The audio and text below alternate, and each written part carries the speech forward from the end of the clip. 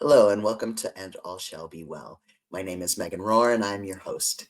Today, I'm having a conversation with Michael Nagler, who is a longtime nonviolent activist who works locally in the Berkeley area and Bay Area and all around the world with people who are interested in active nonviolence that helps to change the world for the better. In particular, Michael has a long history of working for peace and justice. He is someone who holds a lot of wisdom, and I really enjoyed having a conversation with, particularly in hard times like now. If you have ever been overwhelmed by the news or have felt discouraged by the ways that people are always angry and grumpy, or maybe you get angry and grumpy, Michael has words of wisdom, both to encourage you to center yourself in compassion and kindness for yourself and for others, and ways that you can transform some of those things the best you can and move forward with wellness into the future. Enjoy our conversation. Thank you very much, and greetings, everybody. My name is Michael Nagler. In my day job, I was a professor at UC Berkeley, and while I was there, I started the Peace and Conflict Studies program, though I was a literature professor, basically, and I'd strayed from the fold. And the reason we started that program is I'm a passionate fan, so to speak, of Gandhiji, as you can see back here, Mahatma Gandhi. And I taught a course on Gandhi, the first time there had ever been a course on Gandhi in our university, or any other that I know of. And it was very well received, had, good turnout for a beginning course, 100 students. So I said, okay, great. Where do we put this course? And I took it to South Asia, and they said, no, it is not really our material. I took it to religious studies, and they said, no, you should try philosophy. And I spare you all the details that there was no room at the inn at the universities. I had to face a choice. I either abandoned the course, which was one of the most satisfying things in my professional career and which I felt was very meaningful for the world, and we will be talking about that, I'm sure, in connection with wellness. And so we started this program to house the course, and at one point, it was the largest peace studies program in the country. And right now, I work, where you're seeing me now is I'm in Petaluma, California, and this is the head office of the Meta Center for Nonviolence. And our mandate that we've given ourselves is promoting nonviolence worldwide. That's what we do. We are basically an educational organization. And we have recently launched a program called the Third Harmony Project. And it consists of a book called The Third Harmony and a film called The Third Harmony, and also a board game, which my friend and educational ED Stephanie, who's not here right now, she often mounts gameplays with the game. The game is called Cosmic Peace Force Mission Harmony 3. So this has been our focus, and we've been very happy with the way that it's been received. And that has been my gig, or as we used to say back in New York, my shtick, for for quite a while now. It's Third Harmony was the fourth book that I've written on the subject of peace. Then I wrote some academic books before then. But the thing that, of course, really gets the most traction and the most visibility these days is the film, which is a 45-minute documentary. And are we all right, Megan? Yeah, that's exciting stuff. And my kind of countering you has come through many of my nonviolence projects that I've been up to, but also because of your work in Berkeley for a while. And you yourself have been a bit of a nonviolence legend in the world. Do you want to tell any stories of those days past, or? Well, I can tell you a very recent one that I feel very good about. Yeah. We have a radio program also, doesn't everyone? And we interviewed a member of the Israeli Knesset, a man by the name of Ofer Kasif, who at the moment was in Mexico on a meeting.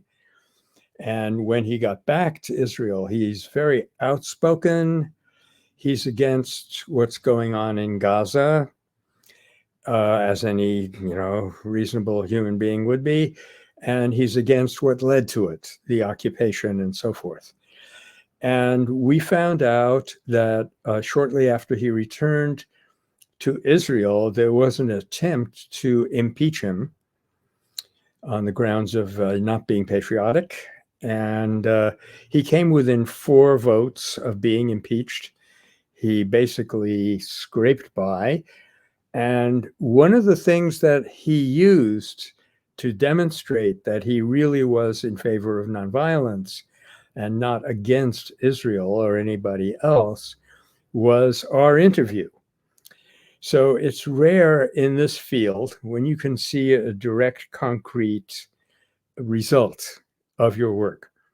And that gives me the feeling that there's other results going on out there that I'm not aware of.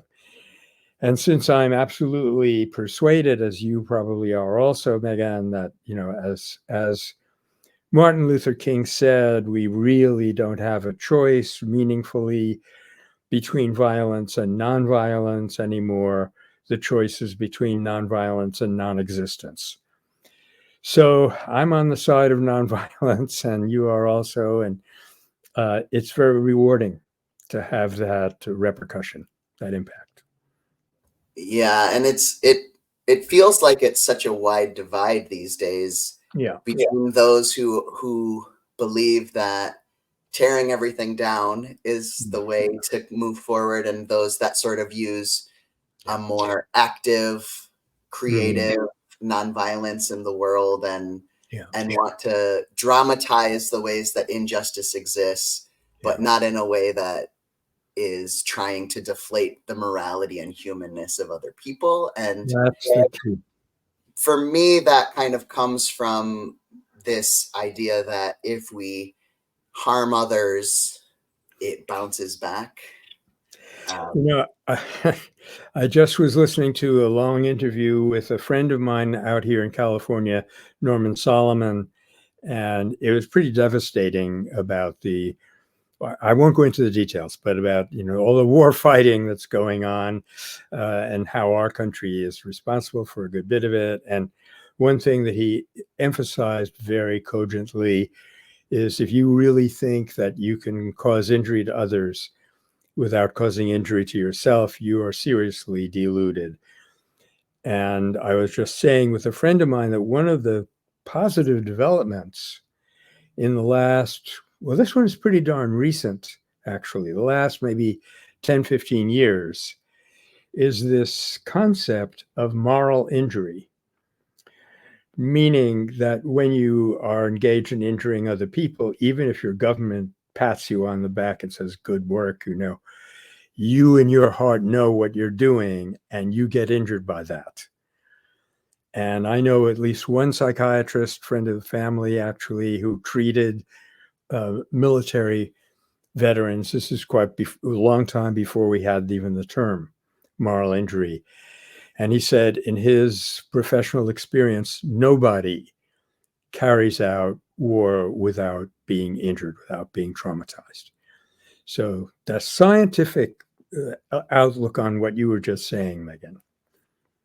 Yeah, and I noticed that a lot when I was working for the police department to help with nonviolence work and with community chaplaincy work, that I think even the ways that there is domestic policing and first responder work carries a lot of that same moral injury, and that to be people who want to make sure it doesn't get passed along in unjust ways. There's sort of a I don't know if it's a duty, but it's a call for some of us to try to help repair those moral injuries so that it doesn't trickle down to other people, particularly those who are vulnerable.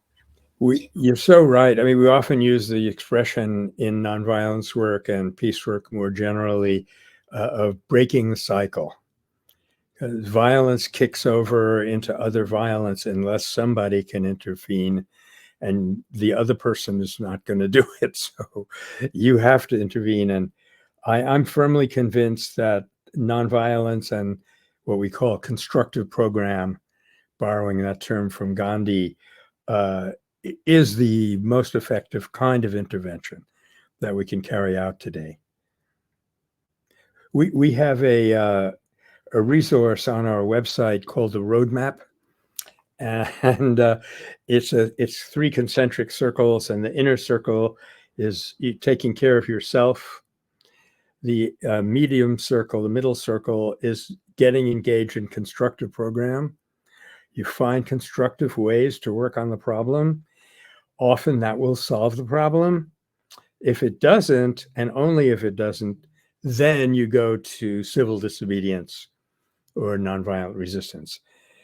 And even that, of course, you're doing with love. And the key element is what you just said, that you do not have animosity towards the human beings. You may be absolutely dead set against what they are doing, but you are never against their welfare, their real welfare as a person. And that is what we think is the real heart of nonviolence work. Well, I know that learning about nonviolence in my pastor training in my kind of early days in Berkeley helped me personally, because as a trans person, it's very easy for people in this world to imagine ill intent or imagine the worst in me.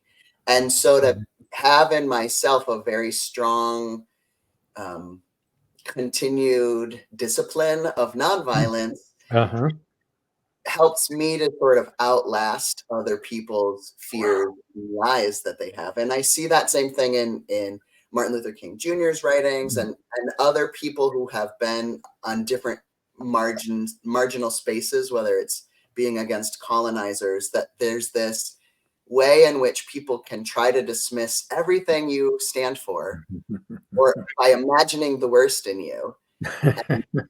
And so we have to live the principles even bigger, even when people are perpetuating violence in their words, in their gossip, or in their fists sometimes. And so I just see it as a powerful thing that can be helpful for people, even though it's not fair that people have to.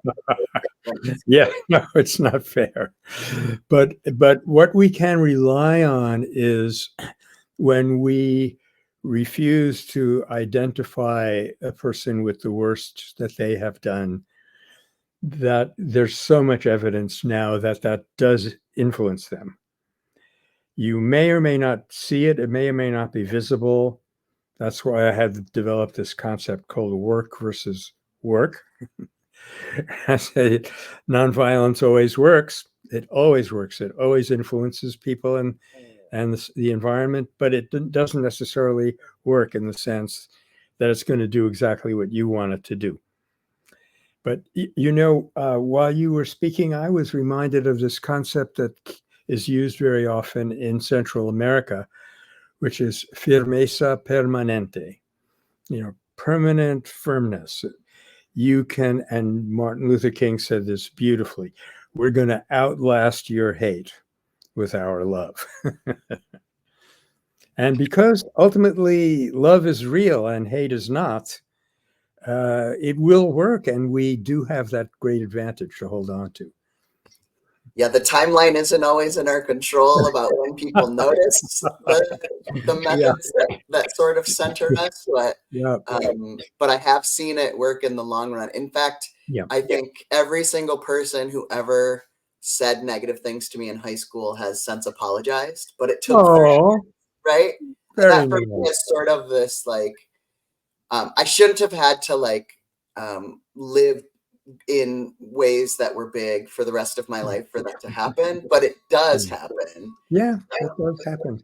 And it is obvious that if you insulted them back, it would not have happened. You would have been buying into their model. And that's one of the things that Meta Center has really emphasized of late, that our whether we choose violence or nonviolence ultimately rests on what is our model of a human being and what is our model of reality.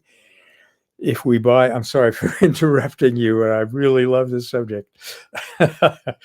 If we buy into the commercial model that we're all separate, we're all physical beings, and we're all in competition, then we go to violence, and there's no way to stop that cycle. But if we recognize that a human being is mind, body, and spirit, and that on the level of spirit, we are really one, that there cannot be, consciousness, another term for spirit, does not have a location in space-time, to use scientific language. I have a mind in the sense that I have my thoughts and emotions. They're somewhat overlapping with you, considerably overlapping with yours, actually, but so with some differences. But on the level of consciousness, the enlivening spirit that keeps us alive, there's only one. And the more we're aware of it, the more nonviolence becomes unavoidable. And the more we can see how it works. And that's very reassuring. Well, the thing I've always appreciated about the work of the Meta Center is that you all don't expect people to be saints, right? And in fact, I think you highlight the ways that kind of Yeah. imperfect or highly flawed people can still Yep. kind of make a consistent choice to try to come back to Yeah. nonviolence. And I'm wondering if you would speak a little bit about that in case there's a couple people who are wondering if this is too highfalutin for their day-to-day life. You know what? I bet there's more than a couple, because that is one of the 2 or 3 most common questions and objections that we get about nonviolence. One is that it's not human nature, and the other is that it doesn't work, and probably the third is that you have to be an illumined being or a saint or something like that to carry it out. But the fact is, we're doing nonviolence all the time, but we don't recognize it. The mass media, for example, the commercial media, they don't reflect it back to us. They don't act as that mirror, picking up the best that's in human nature. So that's what we have. That's our responsibility, to do that ourselves, to see the best in ourselves and the best in other people, and to recognize that we start imperfect. And I know in my case, I'm probably going to also end imperfect, but better, better than when I began. And so nonviolence is definitely a learning process. For one thing, if you know how to do it well, it's a learning process in your actions. So you undertake a campaign, let's say it backfires, doesn't seem to work. You then go and ask yourself, okay, where was I less than nonviolent in this interaction? Sure enough, that person triggered me. I got mad and I shot something back at him or her. Shouldn't have done that. And so you internalize that lesson. You learn the feedback. And as the Dalai Lama himself said, if you lose, don't lose the lesson. So the beauty of nonviolence, or one of them, is that you can succeed even when you lose. Even when something doesn't work, when it seems to fail, you can derive benefit from it, improve yourself and your approach and your techniques, and work it better the next time. And that's also one of the ways that this firmness, this firmeza comes in, that you're not gonna drop it just because it didn't seem to work. I hear a lot from some folk that the hardest thing for them is that they get so angry, particularly with like family members who are good at pushing buttons, Yeah.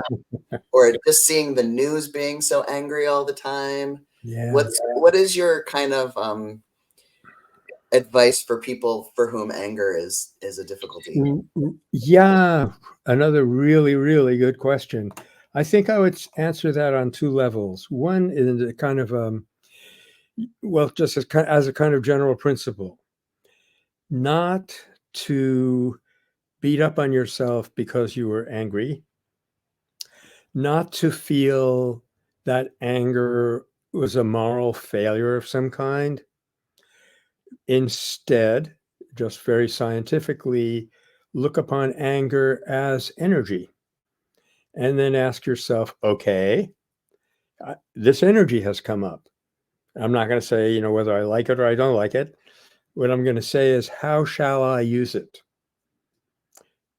In what ways can I put this energy to work? And, even if you watch Richard Attenborough's film about Gandhi, which had some shortcomings, there was one scene in there where you can see in Gandhi's face that he is very angry. He's tremendously angry. But he converted that anger into constructive work. Now, when you do this, you end up feeling better, but you don't necessarily become aware of the transference of the process. I mean, this has happened so many times with me. I get really angry about some injustice and I do something about it. At least I write something about it without, being venomous against people. I look for alternatives. And sure enough, at the end of the process, I feel better. And the only explanation is that anger energy has converted itself into positive energy. I said there were two things I was going to say, but I can't remember the other one. So that's good. It's a good demonstration that we're not all perfect, right? Yes, that's right. Yeah, that's very handy in that regard. I was going to say one of the ways that I sort of had been taught in my nonviolence journey to transform anger was to try to think about satyagraha. Yeah. And that beautiful principle sort of that Gandhi uses to talk about connecting with your life force or your soul force, and trying to get a really deep connection with whatever it is that helps to fuel you and center you, so that when other opposing forces of negativity come at you, you've sort of gotten this ballast. How do you try to sink into your satyagraha? Thank you so much, Megan, because that's the part of my answer that I forgot. Yeah, yay. I happen to be a meditator. I have a spiritual practice. I meditate a lot, regularly, every day, every night, and I find that as a result, I am a less angry person. Not in the sense that I don't get outraged. I get even more outraged, but it's not the kind of anger that eats me up. It's not demoralizing. It doesn't make me sick. And we know that anger will do that if you don't find a creative outlet for it. So that is exactly the process that Gandhi entered into and that he called satyagraha. I'm glad we were in sync. Yeah. Glad but not surprised. Yeah. Yes. Yeah. So meditation for me has been, extremely important. And in addition to teaching the nonviolence course at Berkeley before I retired, which I did kind of early, I taught a course on meditation, and I don't know how, I keep hearing from students who took it 15 years ago, 20 years ago, and sometimes they'll say I'm still meditating or sometimes not, but it's often, been very helpful for them. And I know that it's been very helpful for me. You are also someone that I know to be very connected.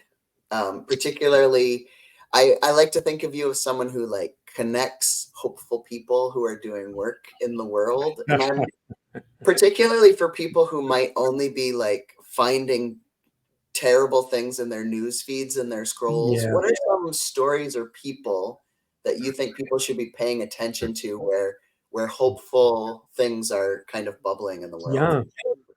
In that second conversation, we had a second conversation with this man, Ofer Kassif, that I mentioned, the Knesset member, and we connected with Mubarak Awad, who's a Palestinian who started the Palestinian Center for the Study of Nonviolence, and Ella Gandhi, who is Mahatma Gandhi's granddaughter, and myself and Ofer. And one of the things that he told me that I kind of suspected must be true, but didn't really know for certain, is that there is now a consortium in Israel of no less than 44 peace organizations who have decided to work together as a coalition. And that is exactly what needs to happen today and is happening today. So, I would talk about Ofer as a person who is courageous enough to withstand the kind of existential panic that prevails in Israel. And he said, this was off the record, but I think I can repeat it here. He said he may well be assassinated for his beliefs, but he's not going to change them. And that's the kind, I don't operate on that level. Nobody is out to assassinate me, but I don't think.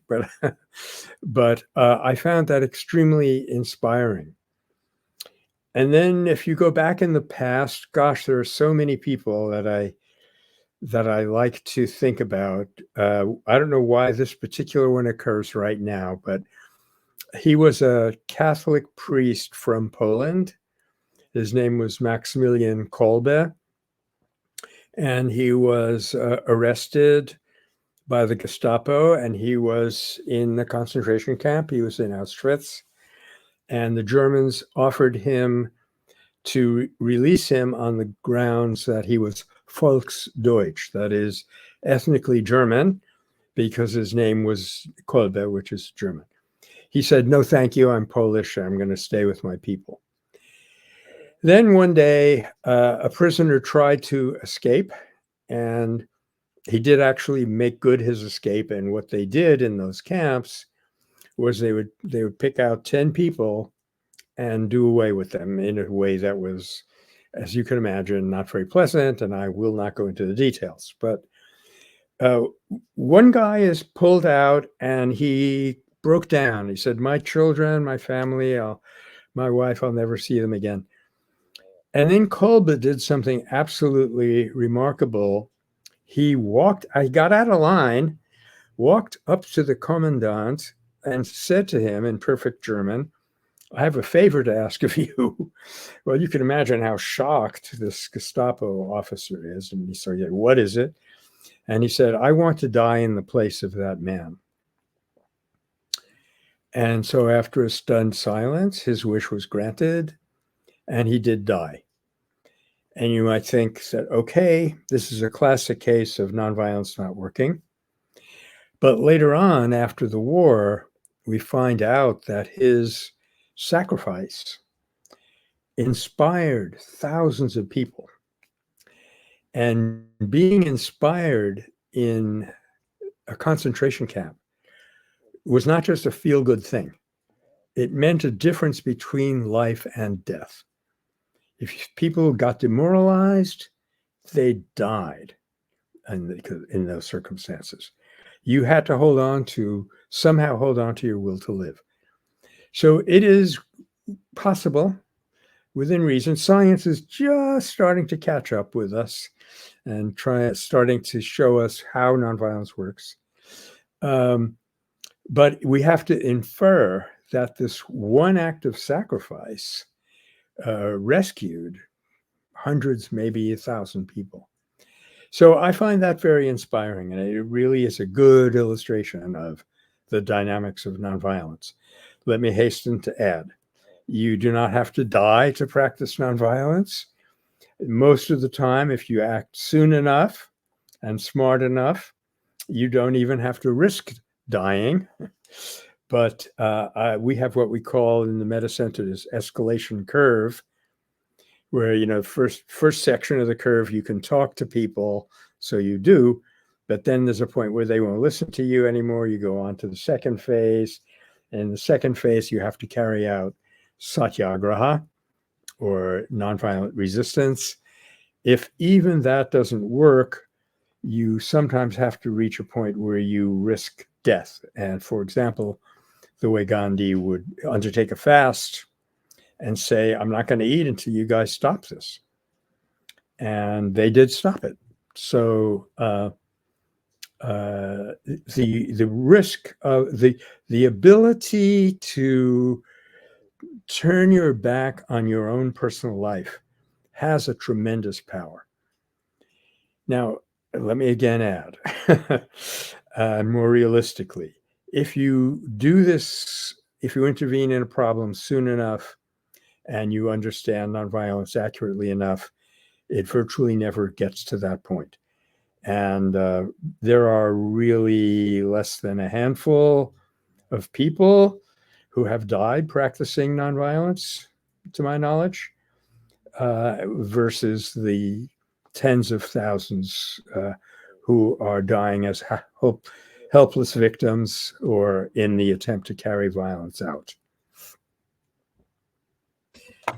That's a really helpful way to sort of think about it along that kind of continuum of arc. And I also would posit that there's 1,000 things that people are doing in their everyday lives that are nonviolent activities. They just haven't classified it as that. Like when they assume the best in their neighbor that everyone assumes is a jerk. That's like a moment of nonviolent liberation happening, right? When someone wants someone else to assume the best in them.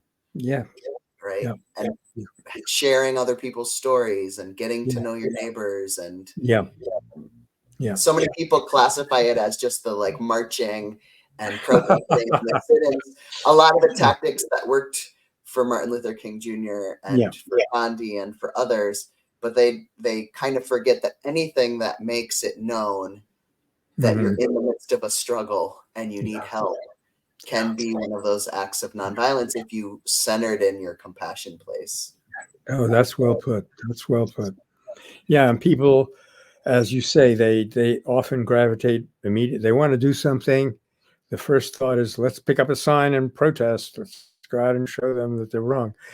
And then they say Gandhi did it, but what they neglect to say is he did that at like 10-year intervals. For 10 years, he was training people in spiritual disciplines in his ashram. He was spinning, doing constructive program, endlessly talking with the British in London, in India, in Simla, wherever. And so, his 30-plus year career was punctuated by a few protest marches, but not characterized by those marches. It also makes me giggle a little bit when people always jump to like a sit-in or getting arrested for a thing that doesn't dramatize the issue. Like they forget people were sitting in places where it was illegal to sit. Like the sit-in had purposes and it had specific kinds of results, or they got so many people to sit in that it changed campuses. And these were really strategically planned actions, not actions in and of themselves that you just sort of replicate. And so I'm always really appreciative when people find creative, beautiful, artistic ways to kind of propel a message into the world and are sewing and making giant anti-Vietnam puppets and things like that help really liberate a message in a way that it makes it palpable for new and other Yeah. people. Or even feeding your cat. There you go. Yeah. Megan, when I say we, this small band of nonviolent scholars, we have been systematically cataloging tactics, strategies and tactics. And Gene Sharp, who was kind of a pioneer in all of this, he came out with a well-known book, is well-known now, that listed about 300 tactics. Now, between you and me, I'm a purist. There's probably 30 or 40 of his tactics I would not use, but that's another matter. But since then, my friends at Nonviolence International in Washington, D.C., have established a database of over 1,000 episodes of nonviolence in history. It's called the Global Nonviolent Action Database. It's housed at Swarthmore College. And they're now doing the same thing. They're looking at those activities, those campaigns, and they're pulling out tactics. But the important thing is to know when to use which tactics and to know when you have to escalate. And almost all of the really expert people that we interviewed in our film stressed that, just turn out in the street and protest or sit somewhere and get in the way or block traffic is often the last thing you should do. And there's 100 things you can do leading up to that. Well, that's part of what I appreciate about the radio work that you do and the publishing work and the multimedia work that you all are up to is that you are very interested in helping people enter into pondering and living into what their own personal nonviolent journey might be, or what their communal nonviolent journey might be. Yes. Yeah, thanks a lot. I appreciate that. Yeah, it is very much a question of recognizing our own nonviolence capacity and then growing it, which so that we recommend that people, at the end of our film, we have kind of 5 things that you should do. Don't watch the violent media. Do watch nonviolent media like what we're doing right now.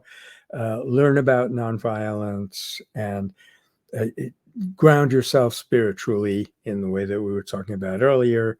And then look around and find where your capacities meet the needs of the world. And then from there, it's again a question of feedback. Learn while doing. Yeah. Well, if people are interested in learning more about how to connect with you or with the Meta Center for Nonviolence, what's the best way for them to reach out and get connected? Yeah. I think I'll say info@metacenter.org, and Meta has 2 T's. My my work partner here, Stephanie, will be angry at me because that gets to her first, and she has to be my firewall. But at least she can then keep track of it. So info@metacenter.org is the best. And our website is metacenter.org, and also thirdharmony.org if they want to go directly to the book and the film and the board game. Well, beautiful. I appreciate you and all of your time in this space, and I'm sure we'll connect again. That is really good to hear, Megan. I appreciate you and your work as well. And by all means, let's look for a way to connect again. We will.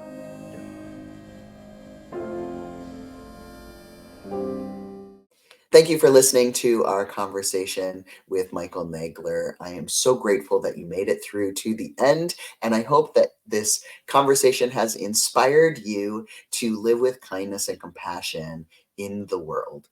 We certainly need it, and I know that I am grateful for all the ways that you try. If you don't manage to do it, I know even still, things will be well. I'm rooting for you and hoping to lift up ways that we can all work together, seek wellness, and make it through to another day together. If you are interested in supporting conversations like these, please like and subscribe and do all of the things that people do. Leave nice comments and maybe share it with someone who you think would appreciate this conversation. And if you really want to help us move things along, you can help by supporting us on Patreon. Thank you, everyone, for all the ways that you have been so supportive to me. It really does make a difference. Take care, y'all.